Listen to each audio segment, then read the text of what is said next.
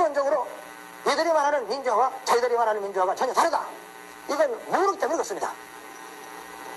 이것을 모르고서 이들의 행동을 보면 이들이 양락없이 자기들을 위해서 그런 줄 알아요. 이 사람들이 목숨을 내던지면 민주화하는 것이 마치 이들이 정권 잡도록 도와주기 위해서 그러는 것처럼 착각을 하게 됩니다. 이것은 착각이에요. 이 착각이라는 말은 제 말이 아닙니다. 이것도 근거가 있어요. 지난 6월에 명동 사태가 상당히 시끄러웠죠. 이때 야당 국회의원들이 이 농성하는 학생들을 유문한다고 찾아갔습니다. 찾아갔더니 거기서 학생이 뭐라 그러느냐, 신문에 다 발표된 거예요. 착각하지 마시오. 우리는 비타협적으로 싸웁니다. 통일민주당을 위해서 싸우는 게 아니고 역사를 위해서 싸웁니다. 이렇게 나왔어요.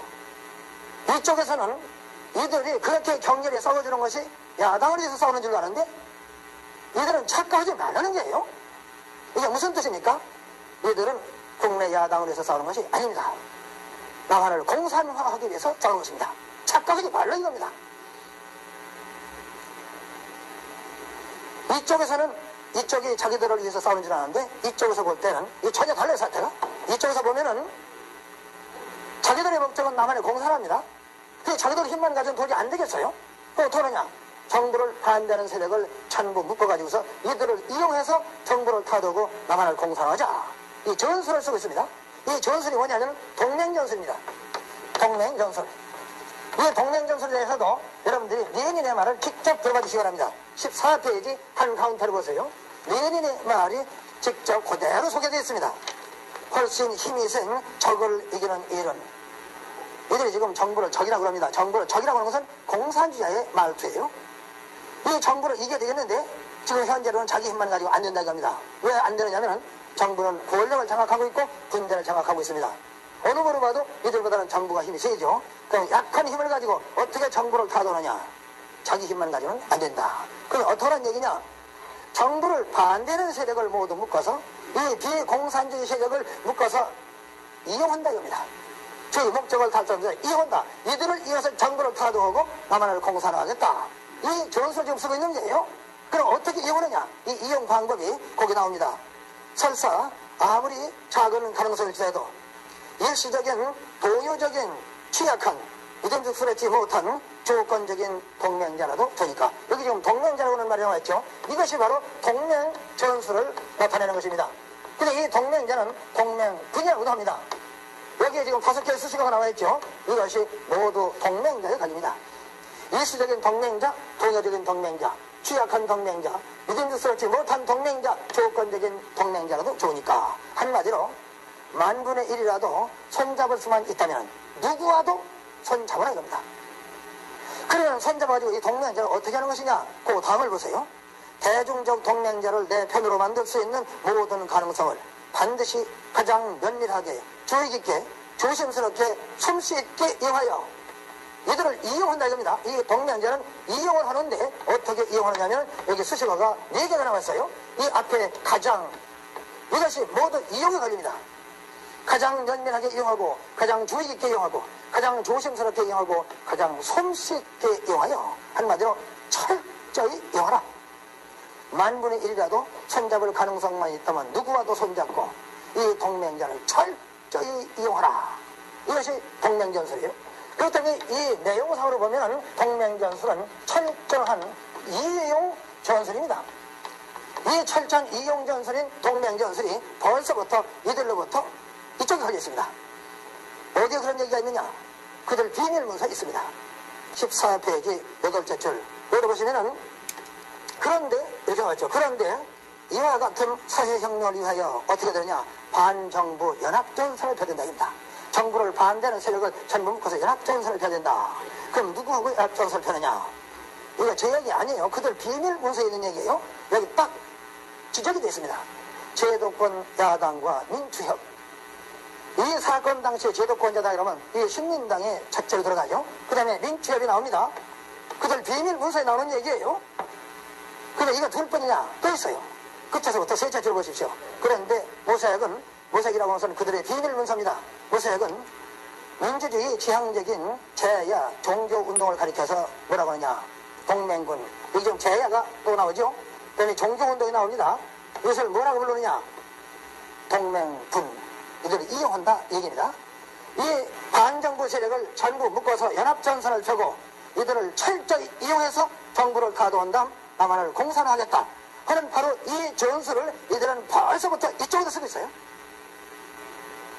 저는 이 사건이 밝혀졌을 때 이건 큰일 났구나. 모든 국민이 이것을 알고 간파해야 되는데 아무도 모르지 않느냐. 저는 서둘러서 이 글을 쓴 것입니다. 재작년 8월에 이 글이 완성됐어요. 우리 연구소 이름으로 3,000부를 찍어서 꼭대기서부터 밑에까지 전국에 배부했습니다. 조서에서 받아보고 깜짝 놀란 것입니다. 이제까지 자기들은 전통적인 보수 야당이다. 보수 이것만 내걸고 자랑했는데 꿈에도 생각하지 못한 일이 일어난 것입니다. 이들이 용공세력이고 이들이 동맹전술로다 꽁꽁 묶어서 지금 이용을 하고 있는 거예요. 이쪽은 이 전술을 모르기 때문에 이용 다 합니다. 깜짝 놀라가지고 이게 무슨 소리냐. 이거 좀 터달라. 그래서 나중에 한 60불 가져갔어요. 나중에는 이걸 좀 설명을 해달라 해서 제가 2시간 동안 설명을 해준 일이 있습니다.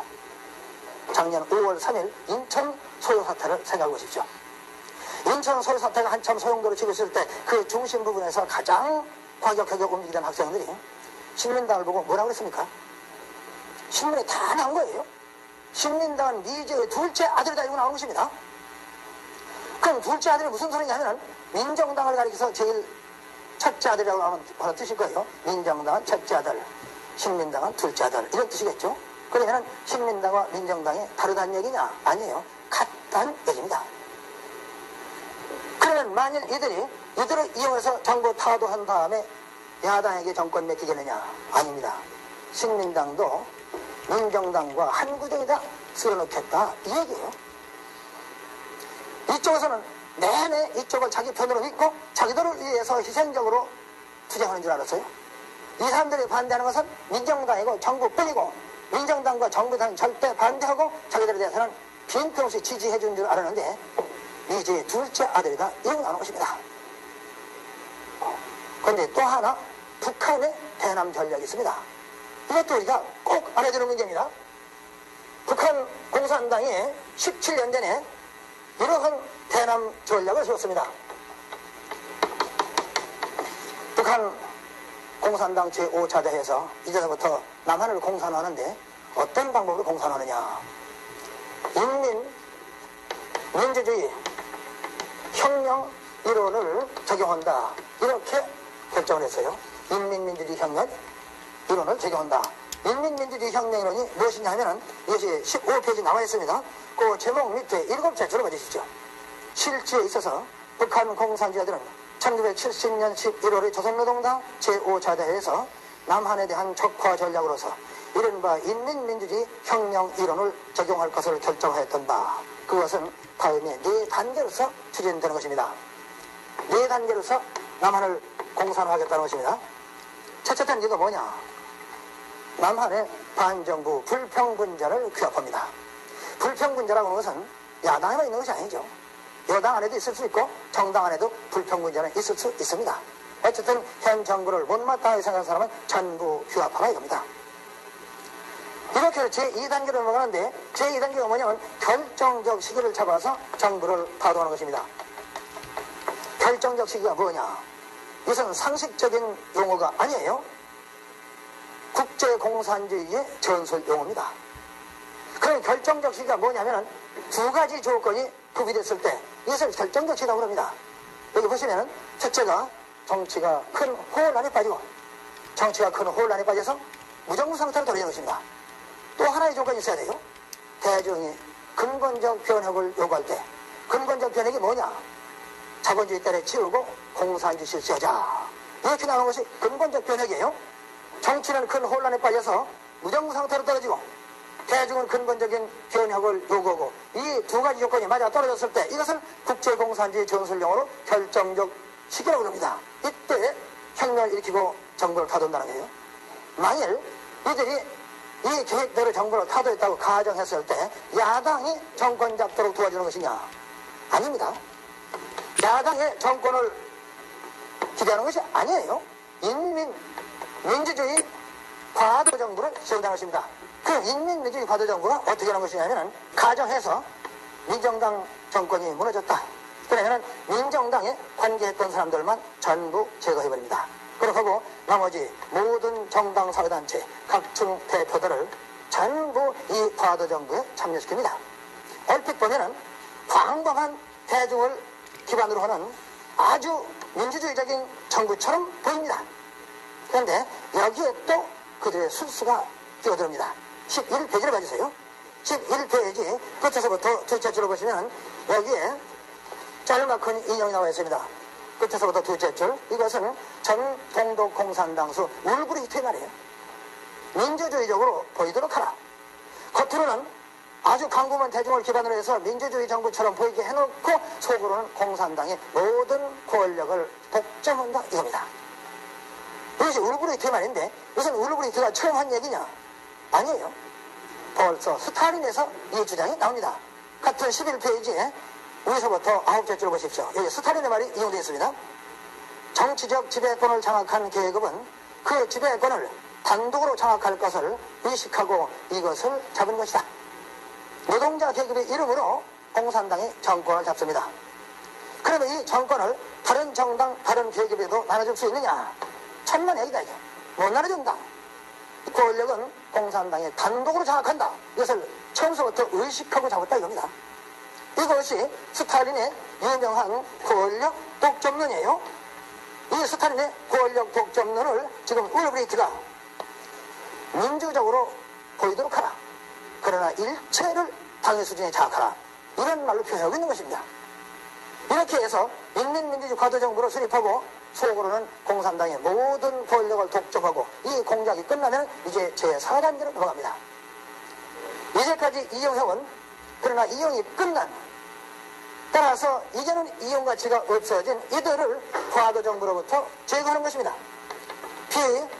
비공산분자를 제거하고 이제는 공공연히 이 과도정부를 공산정권으로 개편하는 것입니다.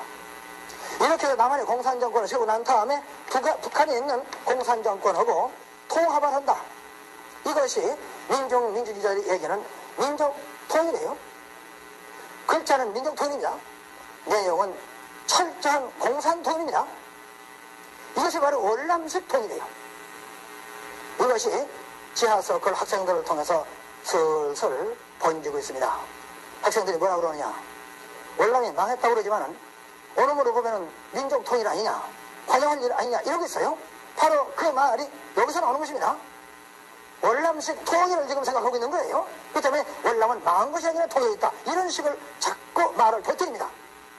바로 이것을 우리가 간파해야 됩니다. 이들은 민족 통일을 내걸고 지금 공산 통일을 꾀하고 있어요. 바로 월남이 여기에 당했습니다. 여러분들이 생각을 해보십시오. 월남이 공산화되는 마지막 순간까지 월남에서 공산화를 주장한 사람이 있었습니까? 없었죠. 전부 민주화예요. 공산화 주장한 사람 없습니다. 야당도 민주화, 언론도 민주화, 학생도 민주화, 교회까지가 기본복이 돼서 민주화 됐습니까? 공산화 됐어요. 바로 이 민주화를 내걸고 월남을 공산화한 바로 그 전설, 이것을 17년 전에 북한 공산집단은 이미 채택하고 오늘 이 시간, 이 순간까지 17년 동안 남한에 적용하고 있어요. 이걸 우리가 빨리 간파해야 됩니다. 이걸 간파하지 못하고 그들이 말하는 민주화 이런 말장난에 속아서 질질질질 끌려가다 보면 우리라고 월남골 되지 않는다는 보장이 어디 있습니까? 월남은 끝내 이것을 간파하지 못했습니다. 그래서 망한 거예요. 천행으로 하늘이 도와서 우리는 알아냈습니다. 이 민족민주주의 고기처럼 간다는 문제가 아니에요. 참으로 복잡한 문제고 이 정체는 망한을 공산화하자는 것입니다. 여기까지만 설명을 드려도 이 연세가 많고 지난날 공산주의를 체험 오신 분들은 다 압니다. 아이고 그렇다니까 안 된다. 다 아십니다. 왜? 다 겪어봤으니까. 그런데 공산주의를 겪어보지 못한 전후 세대들은 이것이 영공노선이다 해도 시끄러움도 안 해요. 왜 안 느냐? 제가 보기에는 지금 우리나라 대학생 가운데 적어도 몇천 명 정도는 공산주의가 좋은 걸로 알고 의식적으로 지지하는 사람들이 있어요. 그런데 이 학생들을 둘러싼 아마 몇만 명 정도는 동조 세력일 것입니다. 공산이 나쁠 것 없지 않느냐 하는 정도예요. 그러면 어떻게 생각하느냐. 공산이가 왜 나쁜지 모르겠다 이겁니다.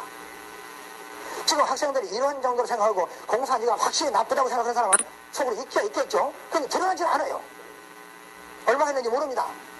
그래도 대부분 학생들이 공산주의를 그렇게 생각하고 있다고 한다면은 그들에 대해서 이게 용공노선자 해봤대. 자, 시큰둥도 안 해요. 그럼 좋구나 이렇게 생각하지. 그럼 왜 이렇게 되느냐는 것입니다. 그래서 내 자식도 설득 못한다면 우리는 두뇌 싸움에 집니다. 지금 공산주의의 우리의 싸움은 무기를 가지고 전쟁하는 것이 아니에요. 무기는 없지만은 벌써 우리는 심각한 전쟁에 말려들었어요. 이게 뭐냐면 사상전 두뇌 싸움입니다.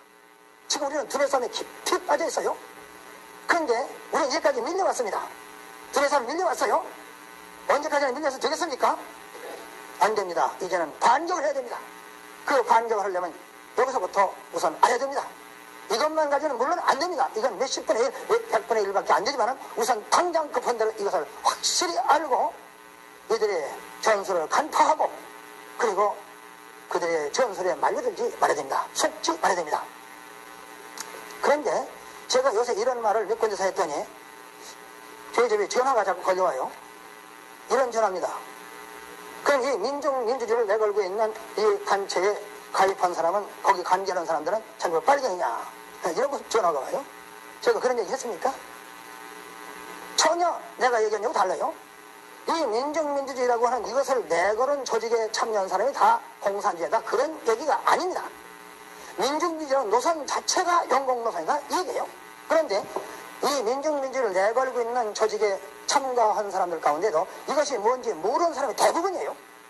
이것이 영공노선이다 아는 사람은 비밀 문서에 의해서 교육 훈련된 사람뿐입니다. 그 나머지는 모릅니다. 그럼 모르면서 뭘 보고 따라가느냐면 이념, 민주정치, 민중해방, 민족통일 이 이념만 보고서 와 따라가는 거예요. 이게 뭔지 모릅니다. 또 이러한 전화가 옵니다. 교수님을 평소에 존경했는데 그럴 수가 있습니까? 그럼 뭘 그럴 수가 없다는 얘기냐 물어보니까 우리나라 야당 세력을 전부 막 빨갱이라고 한다면서요. 이유가 있어. 그래서 그 학생 그 직접 들었나? 그러니까 듣지 못했습니다. 그럼 누가 그러던가 어떤 사람이 그럽니다. 참 웃기는 얘기예요. 내가 언제 그런 얘기 했습니까? 우리나라 야당 세력이 전부 빨갱이 이런 얘기 했습니까 지금? 그게 아니에요. 그들로 하여금 이 전설을 알게 하고 그렇게 해서 자기들이 본인 아니 이게 그들 전술에 이용당하지 않도록 할 수 있으면 좋겠다는 얘기입니다. 그러기 위해서 나는 이것을 그들에게 다 보내줬어요. 가능하면은 그들이 나에게 강의를 청하도록 나는 간접적인 공작도 해봤습니다. 그런데 풀리지 않는 건 어떡합니까? 그래서 여러분들은 의문 없이 이해해 주셨을 줄 생각합니다. 자 이제 우리가 할 일 이것을 쩌이 소화하고 전 국민에게 알리는 것입니다. 우리가 돌이켜보면은 이 대한민국을 수립하는 과정에서 많은 곤란이 있었습니다. 그 허구 많은 곤란 난국을 극복하고 우리는 나라를 세우고 이 나라 지키기 위해서 수십만의 젊은이들이 목숨을 바쳤어요. 이렇게 세우고 지켜온 나라를 우리 대에 이르러서 이것을 연구하는 노력이 아까워서 이것을 모르고 그래서 이들이 말하는 민주화니 반독재 투쟁이 이런 말에 속아가지고 질질 끌려가다가 이 나라를 김일성한테 뺏겼다고 생각해 보십시오. 우리는 100번 죽어도 이 죄 씻지 못합니다. 우리는 지금 위기에 빠져 있어요.